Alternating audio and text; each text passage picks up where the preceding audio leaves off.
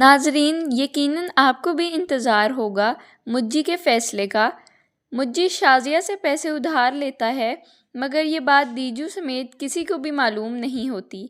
جیسے تیسے کر کے وہ فلیٹ کی ڈاؤن پیمنٹ کی رقم کے پیسے اکٹھے کرتے ہیں اور دیجو کے نام پر فلیٹ بک ہو جاتا ہے۔ دیجو اور مجی بہت خوش ہوتے ہیں، وہ اپنے فلیٹ کو دیکھ کر خوشی سے جھوم اٹھتے ہیں۔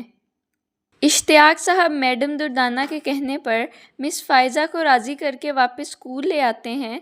یہ دیکھ کر تمکنت بہت تلملاتی ہے، مگر اس دفعہ میڈم دردانہ اسے خوب کھری کھری سناتی ہیں اور کہتی ہیں کہ یہ اشتیاق کی شرافت ہے کہ وہ تمہیں تمہاری ساری خامیوں اور بدتمیزیوں کے باوجود برداشت کرتا ہے، ورنہ اس کی ایسی کوئی مجبوری نہیں کہ وہ یہاں پر تمہارے ساتھ بندھا رہے۔ دیجو کا کزن حمزہ اچانک دیجو کے فلیٹ پر چلا جاتا ہے۔ وہاں اسے یہ معلوم ہوتا ہے کہ یہ فلیٹ کسی سخی نامی گینگسٹر نے دیجو اور مجی کو دیا تھا۔ وہ یہ بمب واپس آ کر دیجو کی فیملی پر گرا دیتا ہے۔ پھر کیا، دیجو کی خوب شامت آتی ہے اور اس کے ماما بابا نے اس کی خوب سرزنش کی۔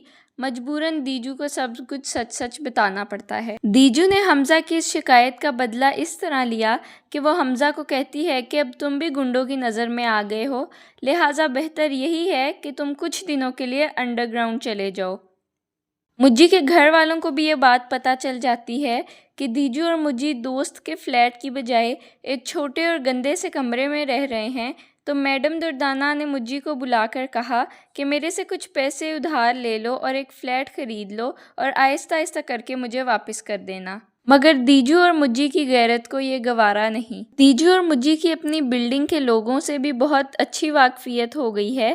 دیجو اپنے فلیٹ کو لے کر بہت ایکسائٹڈ ہے، اس نے تو شاپنگ بھی شروع کر دی ہے، مگر ایک دن پتہ چلتا ہے کہ ان کی بلڈنگ پر رابعہ فیروز نامی ایک خاتون نے مقدمہ کر دیا ہے اور اسٹے آرڈر لے کر بلڈنگ کی تعمیر بھی رکوا دی ہے۔